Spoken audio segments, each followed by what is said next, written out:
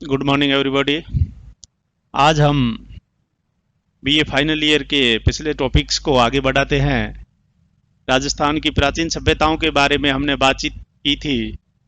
उसके बाद में राजपूत काल आता है और राजपूत काल को शुरू करने में सबसे पहले हम आज प्रतिहार वंश के बारे में पढ़ेंगे। प्रतिहार वंश में भी मंडोर के प्रतिहार के बारे में आज अध्ययन करेंगे। देखिए, दुष्टों राक्षसों के अत्याचार और अनाचार से इस पृथ्वी पर विपरीत परिस्थितियां पैदा हुई। उस विपरीत परिस्थितियों के समय गुरु वशिष्ठ ने एक यज्ञ का आबू पर आयोजन किया। उसमें 4 जातियों की उत्पत्ति हुई या 4 लोग पैदा हुए: प्रतिहार, परमार, चौहान और चालुक्य। और ये जो जातियां थी ये सामान्यतः अग्निवंशीय जातियां या इनके राजवंश अग्निवंशीय राजवंश कहलाए। जो अग्निवंश वाले राजवंश थे, अग्निवंश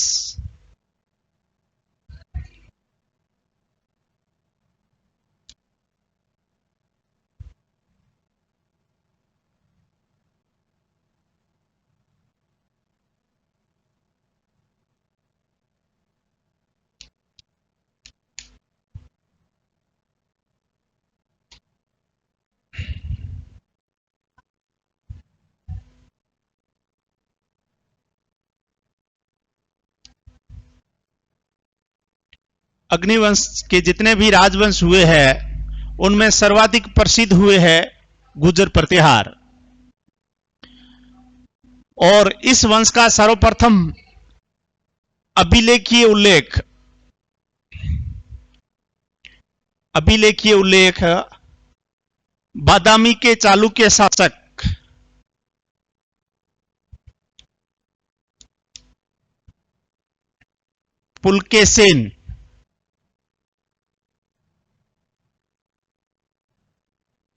पुलकेशिन सेकंड का एहोल अभिलेख है।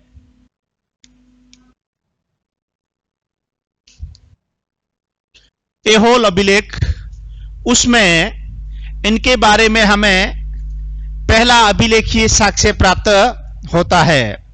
जो नैन्सी थे,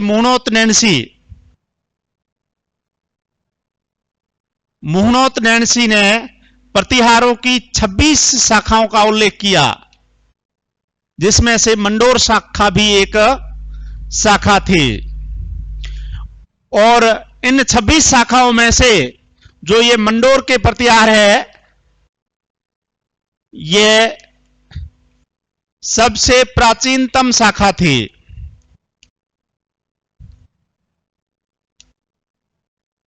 मंडोर की जो शाखा है ये सबसे प्राचीनतम शाखा है। देखिए, जो प्रतिहार थे वो अग्निवंश से संबंधित थे। गुर्जर जाति का उल्लेख सबसे पहले किस अभिलेख में हुआ, तो वो है बादामी के चालुक्य शासक पुलकेशिन सेकंड, जिसने कि नर्मदा के युद्ध में उत्तर भारत के अंतिम सम्राट हर्षवर्धन को पराजित किया था। उनका एहोल अभिलेख है उसमें। और जो दीवान थे जोधपुर के मुहनोत नैन्सी, उन्होंने प्रतिहारों की 26 शाखाओं का उल्लेख किया, जिसमें सबसे प्राचीन जो शाखा है वो मंडोर बताई गई है। अब जोधपुर में शिलालेख मिला है 821 संवत का, और दूसरा घंटियाला शिलालेख 837 और 861, ये 2 शिलालेख मिले हैं। इन शिलालेखों के अनुसार जो ये मंडोर के प्रतिहार है, इनका प्रथम पुरुष या राजा एक ब्राह्मण था जिसका नाम हरिश्चंद्र था। ठीक है। जो जोधपुर के 811 का जो शिलालेख और घंटियाला का 837 और 831 का जो शिलालेख है उनके अनुसार मंडोर के जो प्रथम पुरुष थे प्रतिहार वंश के, वो ब्राह्मण वंश से थे और उनका नाम हरिश्चंद्र था। उनका उपनाम था रोहिल दे। इनके दो रानियां थी, एक रानी थी ब्राह्मण, दूसरी जो रानी थी वो थी छत्रानी, जिसका नाम था भदा। ठीक है। इससे ही, इस हरिश्चंद्र से ही, इस हरिश्चंद्र से ही मंडोर के प्रतिहारों की उत्पत्ति होती है। देखिए, जो ये क्षत्रिय महारानी थी, उसने 4 राजकुमारों को जन्म दिया। उन 4 राजकुमारों ने अपने पुरुषार्थ से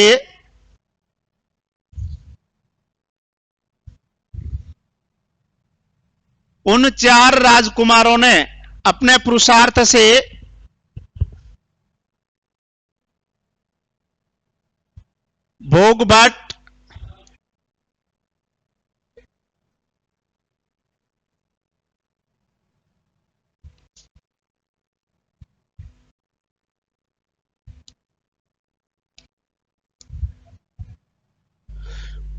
उससे 4 राजकुमार उत्पन्न हुए, भोगभट, कदक, रजील और दद। इन 4 राजकुमारों ने अपने पुरुषार्थ से उन क्षेत्रों को जीता और मंडोर में गुर्जर प्रतिहार वंश की स्थापना की। गुर्जर प्रतिहार वंश की स्थापना की। इसमें जो तीसरा है रजील, इसके नाम से ही मंडोर की वंशावली की शुरुआत होती है। वंशावली की शुरुआत भोगभट, कदक, रजील और दद, इन्होंने मिलकर मंडोर के प्रतिहार वंश की शुरुआत की थी। और जो मंडोर की वंशावली है, इसमें तीसरे जो रजील है, उनसे शुरुआत होती है। इसी शाखा में इनका पौत्र हुआ, जिसका नाम था नागभट्ट प्रथम। नागभट्ट प्रथम इसी रजील का पौत्र था। जो नागभट्ट प्रथम था, वह शक्तिशाली था, प्रतापी था, साम्राज्यवादी था। नागभट्ट शक्तिशाली था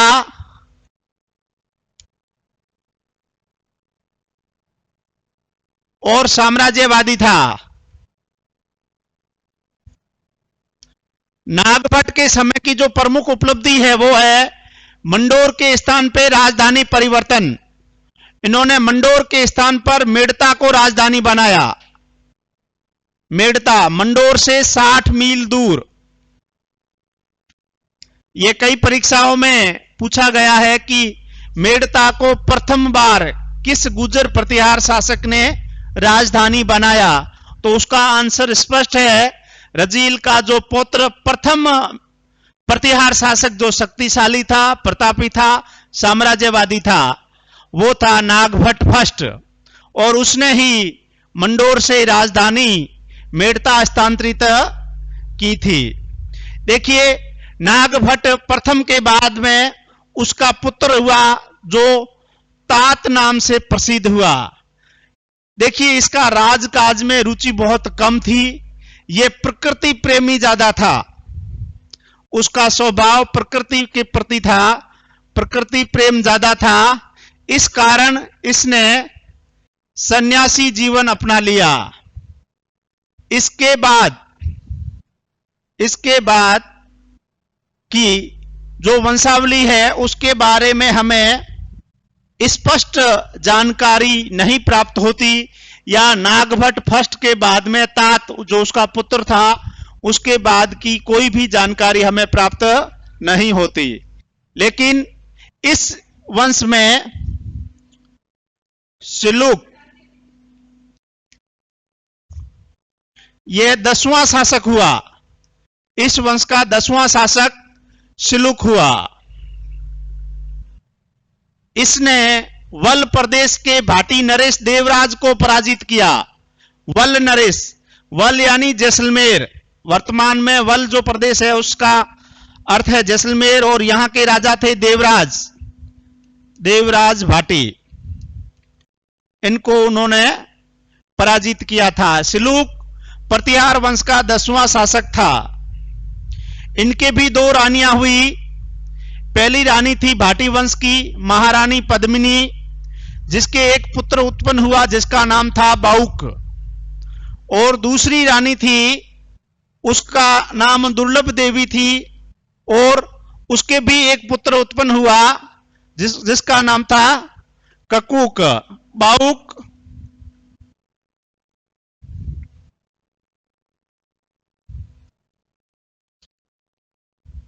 एक रानी थी वो जैसलमेर से थी, और दूसरी रानी दुर्लभ देवी थी।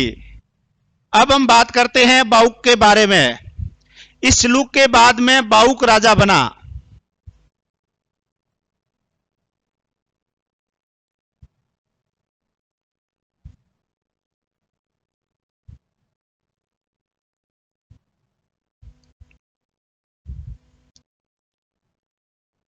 जोधपुर का जो शिलालेख है 837 का, उस शिलालेख में या उस प्रशस्ति में इसने अपने वंश के बारे में जानकारी अंकित करवाई। जो जोधपुर का 837 विक्रमी संवत का शिलालेख है, उसमें इसने अपने वंश के बारे में उत्कीर्ण करवाया। और इसके बारे में जानकारी है कि मंडोर में विष्णु मंदिर बनाया। मंडोर में विष्णु मंदिर, इसका अर्थ यह हुआ कि बाउक का जो आराध्य देव था वह विष्णु था। बाउक ने मंडोर में विष्णु मंदिर बनाया। उसके बाद उसका छोटा भाई ककूक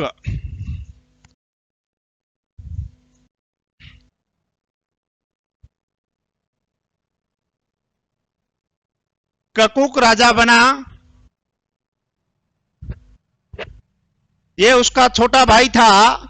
और इसके समय घंटियाली में 2 शिलालेख मिले।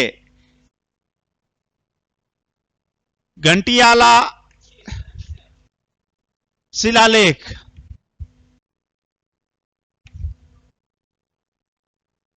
861 विक्रमी संवत।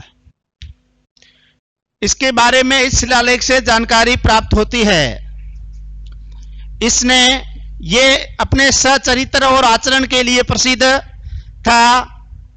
मरु, माल, मरु, वल, मालानी,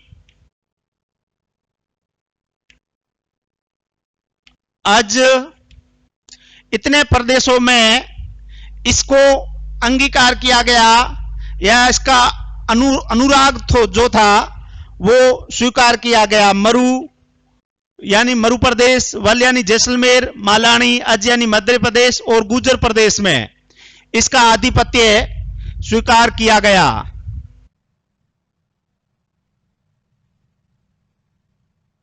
और बडडायन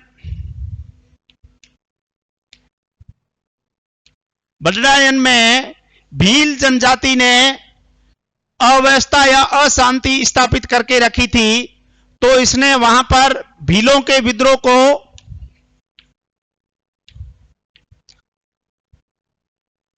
दबाकर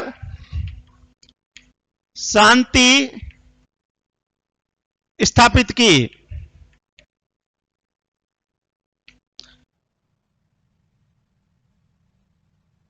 रोहिस्कूप नामक स्थान पर रोहिस्कूप,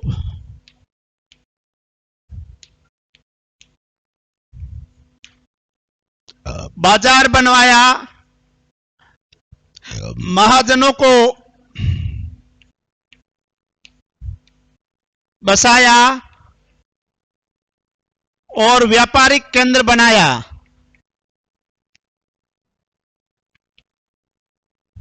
व्यापारिक केंद्र बनाया रोहिस्कूप नामक स्थान को, और भिंटा नामक स्थान पर सिद्धेश्वर नामक शिव मंदिर का निर्माण करवाया। शिव मंदिर, तो ये ककूक नामक बादशाह की उपलब्धियां थी। इसके बाद में आपसी कलह से मंडोर के प्रतिहारों की शक्ति कमजोर हो गई और इसी मंडोर के प्रतिहारों की इंदा शाखा ने 1395 ईस्वी में राव वीरमदेव के पुत्र